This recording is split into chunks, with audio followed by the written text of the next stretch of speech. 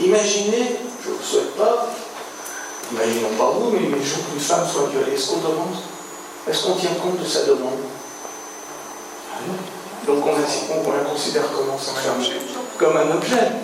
Et donc pour ne pas être un objet, elle dit, moi, en tant que personne, j'aurais pu être habillée autrement, j'aurais pu faire ci, j'aurais pas...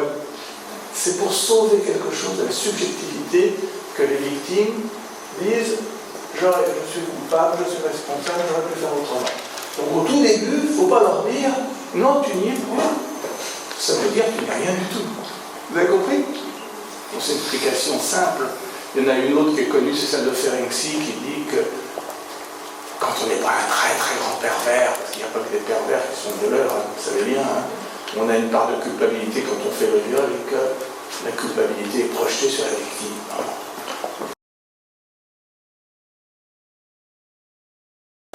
Rappelez-vous la dissociation, c'est très très important. Et si on avait le temps de parler plus de psychotraumatologie, vous verriez toutes les conduites paradoxales. Après, surtout quand on a subi des traumatismes répétés, il y a des conduites complètement folles. Celle que vous connaissez tous, c'est la gamine qui se scarifie, là, vous savez. On va dire, mais enfin, Aïcha, pourquoi tu t'es... J'allais pas bien, ça m'a soulagé.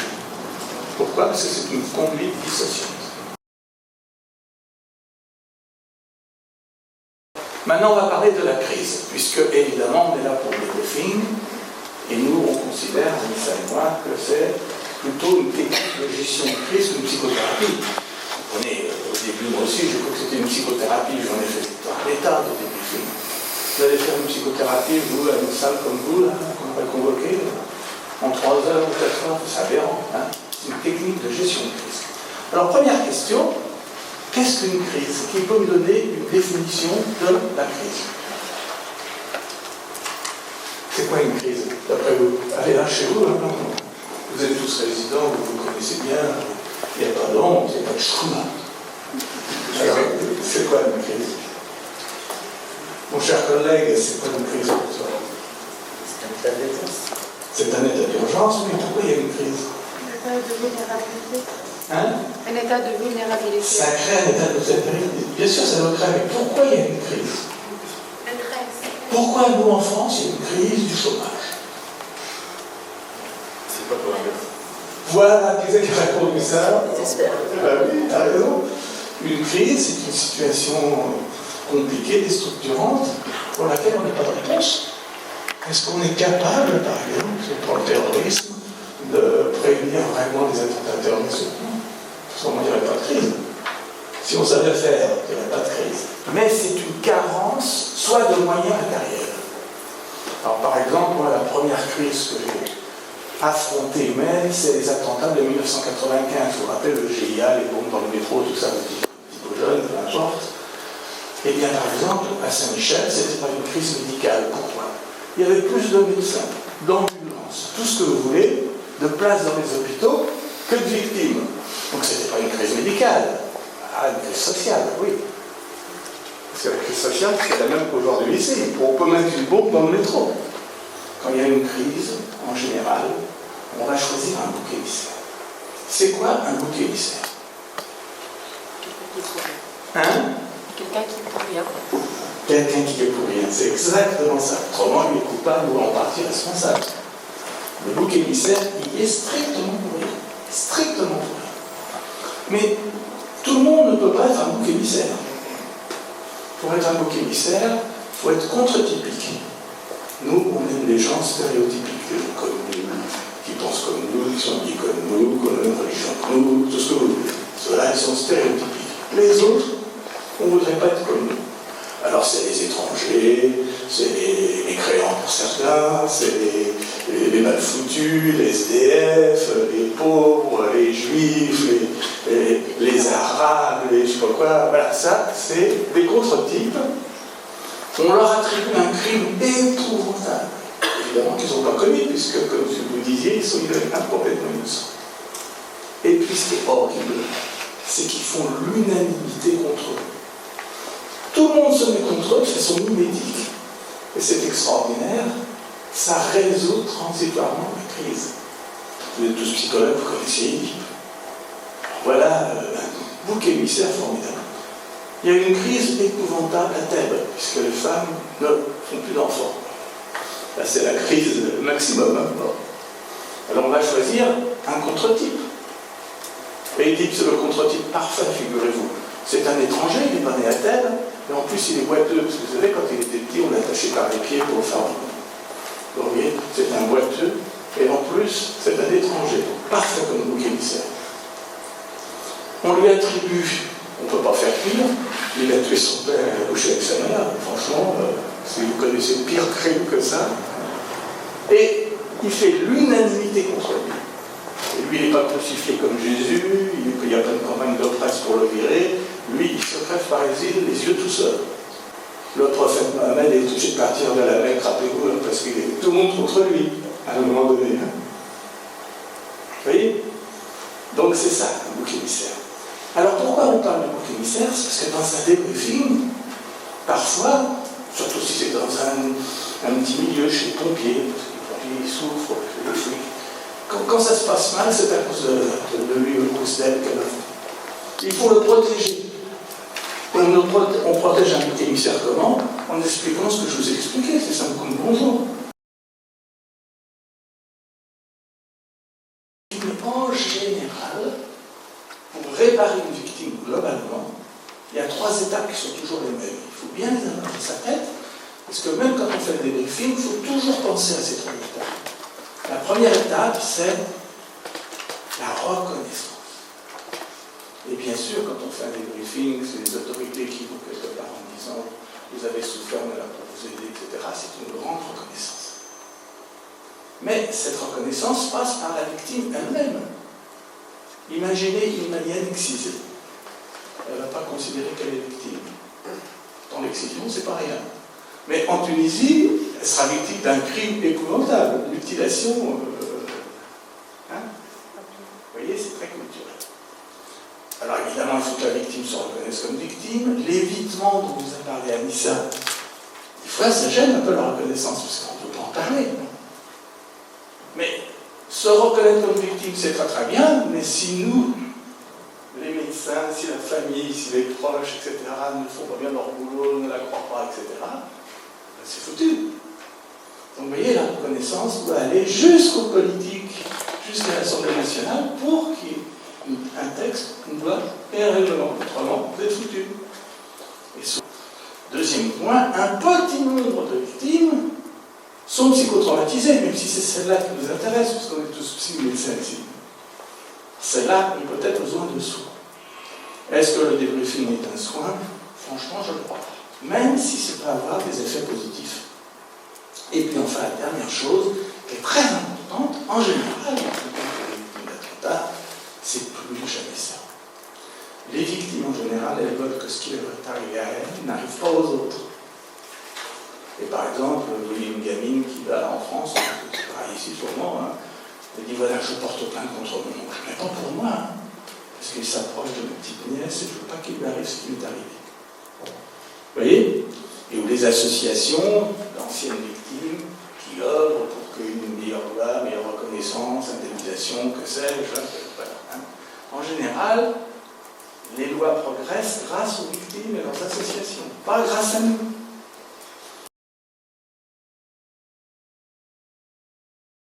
En France, comme en Tunisie, il y a un plan rouge et un plan bleu. Alors, le plan rouge, c'est un plan national qui est déclenché quand, par exemple, il y a un attentat avec beaucoup de victimes. D'accord? C'est connu, c'est les pompiers, vous voyez, alors il y a un grand incendie, il y a le SAMU qui arrive, qui met un poste médical avancé, on ramasse les victimes, on les trie. Quand il y a énormément de victimes, on met des centres d'hébergement provisoire, des tentes, etc. Mais c'est très rare. Et puis il y a des gens qui vont être exclus de la chaîne médicale. Par exemple, à Saint-Michel, il y avait des gens qui on n'a pas pu repérer, qui ont marché comme des automates parce qu'ils étaient dissociés. Et puis, une demi-heure après, ils disent « Qu'est-ce que tu fais là ?» Alors, d'habitude, le poste médical avancé, c'est simplement le SAMU, parce qu'on peut gérer facilement avec 4-5 camions de SAMU. Vous savez, le SAMU, c'est la réanimation qui arrive sur les lieux. Mais quand il y a beaucoup de victimes, c'est plus compliqué. Donc, on rassemble les victimes, puis après on les adresse dans les hôpitaux avec le plan blanc qui exige aussi en Tunisie, parce qu'on me l'a dit. Donc vous voyez, pour essayer de gérer une crise comme ça, il faut qu'il y ait un plan. Il faut que tout le monde connaisse ce plan, et les pompiers ici, la sécurité civile, le SAMU, ils connaissent bien le plan rouge. Et en général, les cellules, les gens qui travaillent dans les cellules, interviennent avec le SAMU tout de suite. Ils ont des chasubles, ils peuvent passer de la périmètre de sécurité, et ils essayent de repérer les victimes qui sont très dissociées pour grande détresse, pour les calmer, puisqu'on sait que plus on se dissocie, plus on va présenter. Vous vous rendez compte, c'est tellement biologique cette réaction-là que vous avez décrite tout à l'heure, que l'on peut prédire, en prenant le pouls, quels sont les gens qui vont présenter des troubles de stress post-traumatique. Et on peut prévenir les troubles en donnant tout de suite un bêta-bloqueur, le propanolol qui passe à l'arrière ménagère, puisque ça limite la réaction émotionnelle. Donc en France, c'est relativement bien organisé, mais vous savez, il faut savoir que quand il y a un grand événement, quand il y a une crise, on a beau avoir un plan rouge, tout ce qu'on veut, ça ne se passe jamais comme prévu. Il faut savoir s'adapter en permanence. Donc il faut créer quelque chose, je ne sais pas si ça se fait en Tunisie, je ne sais strictement rien. C'est pour moi qui décide ça. Alors, quelles sont les techniques de gestion des crises?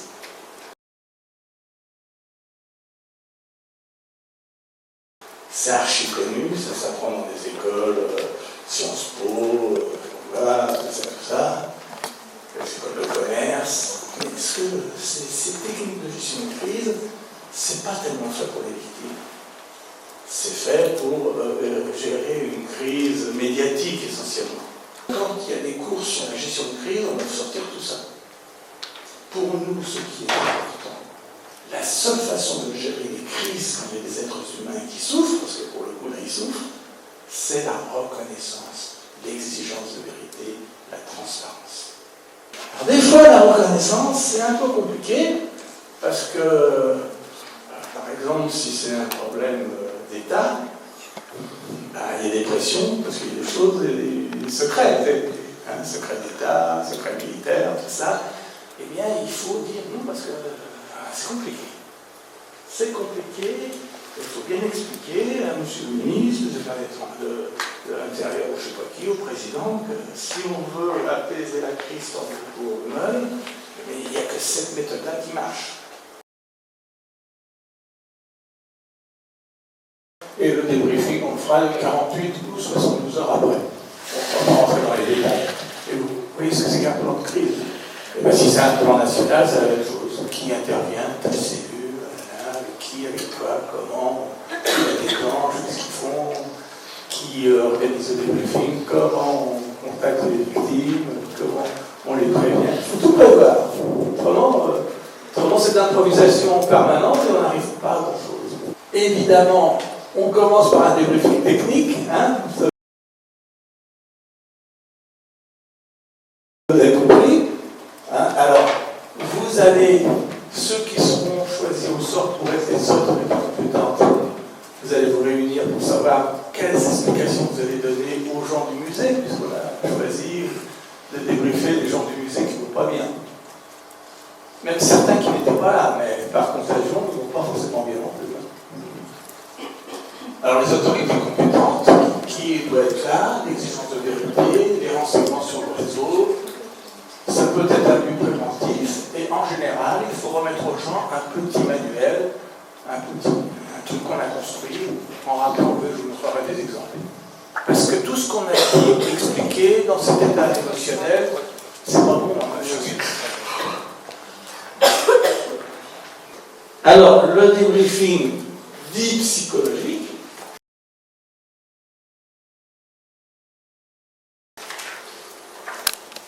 on vire tous ceux qui ne sont pas partie prenante, le maire, le procureur, tout ça, ils ne sont pas là, évidemment, et on ne garde que les victimes directes, à la rigueur des familles, parce qu'elles sont impliquées aussi. Alors vous savez, le débriefing psychologique, c'est extrêmement critiqué. Moi j'étais à New York l'année dernière avec le gars qui m'a pris le débriefing. Il s'appelle Todd Shelton, c'est un grand grand psychotraumatologue, et lui, il a appris le débriefing. Pourquoi? Alors, premièrement, il a deux qualités, Claude. Il était le directeur de l'hôpital des vétérans du Vietnam à Hawaï, vous voyez, donc, psychotrauma, il connaît. Hein. Et en plus, à Hawaï, il y a des typhons, tout ça. Et après les typhons, il faisait des réunions. Et il a expliqué ça. Alors, l'autre fois, il dit, il a fait partie aussi, il vous a aidé à monter la cellule. Il dit, en fait, ils ont fait encore des débriefings en France. Nous, aux États-Unis, on n'en fait plus. Parce que les études ont montré que les débriefings psychologiques, parfois, étaient pires que bien. Mais moi, depuis le début, je dis c'est de la crise. C'est de la gestion de crise. C'est pas de la psychologie. C'est pas possible de faire une psychothérapie avec 20 personnes. Je suis désolé, je sais pas, je comprends. Je vais t'expliquer pourquoi c'est bien de faire la psychoéducation. Parce que les gens, ils sont rentrés chez eux. Ils ont été agités, ils ont mal dormi, peut-être qu'ils ont eu des cauchemars, peut-être qu'ils ont peur de sortir, et ils croient qu'ils sont complètement fous, qu'ils sont des sots comme ça. Mais quand ils s'aperçoivent que tout le monde a le même genre de trouble, vous pouvez dire, comment voulez-vous, si vous n'aviez aucun trouble, après avoir vécu ce que vous avez vécu, vous seriez Superman ou Superwoman. Et ils s'aperçoivent que ce sont des réactions normales à une situation extrême. Et ça rassure de s'apercevoir qu'on n'est pas tout seul à mal dormir. Et on leur dit la vérité, vous avez bien dit ça. Eh bien, normalement, ça devrait s'améliorer. Mais si ça ne s'améliore pas, parce que ça ne s'améliore pas toujours, surtout si vous avez vécu des traumatismes antérieurs, vous savez que dans les pays à haut revenu, il y a 10% d'enfants maltraités. Autant. Je sais bien qu'au Maghreb, il n'y a pas d'enfants maltraités. Ça existe. La violence conjugale non plus, ça n'existe pas. En France, pas beaucoup. Tintin. Si vous êtes déjà dans un... Vous voyez, vous avez subi des traumatismes, des fragilités qu'en plus, vous étiez au barbeau, hein, là, vous êtes plus menacé d'avoir des problèmes que quelqu'un qui a été élevé dans une famille suffisamment bienveillante, avec un attachement sécure, avec une paix. On n'est pas tous comme ça. Et si vous voyez que les troubles, au lieu de s'améliorer, ont tendance à... C'est la psychoéducation, ça. Ont tendance à se majorer, vous pouvez consulter à l'hôpital Nicole, à l'hôpital Saloul, je ne sais pas où. Ici, chez le professeur Gare. Hein? Vous voyez? Donc, dédramatiser et normaliser. Et puis, évidemment, certaines personnes sont extrêmement soulagées de comprendre que leurs troubles sont des troubles normaux à une situation anormale. Et peut-être que ça prévient la survenue d'états de stress post-traumatique. Maintenant, on ne dit plus ça, de troubles de stress post-traumatique.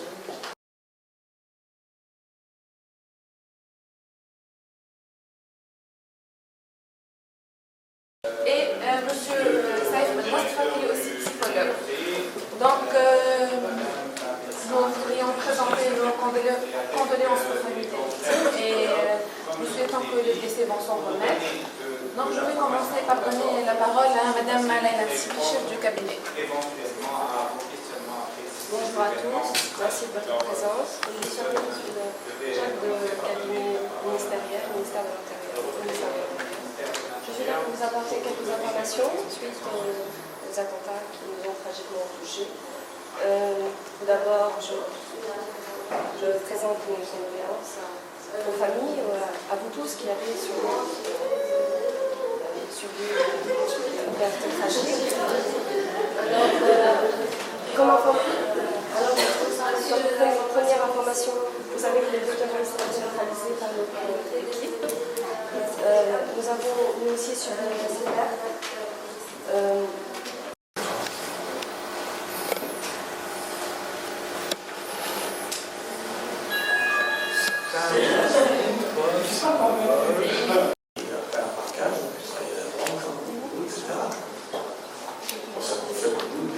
Dans la banque.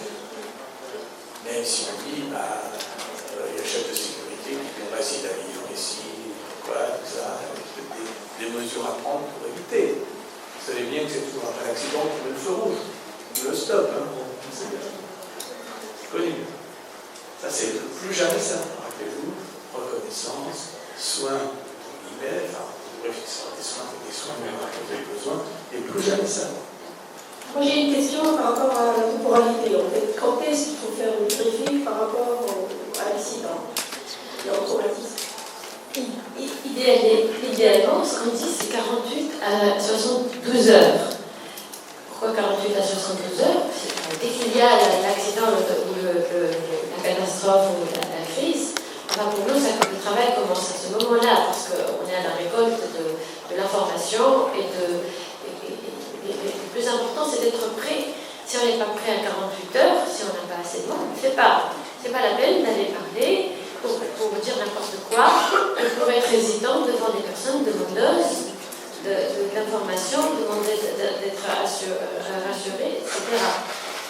Il nous est arrivé de faire des briefings. Évidemment, quand je voulais dire quelque chose, c'est que c'est pas comme ça que ça s'est réellement passé.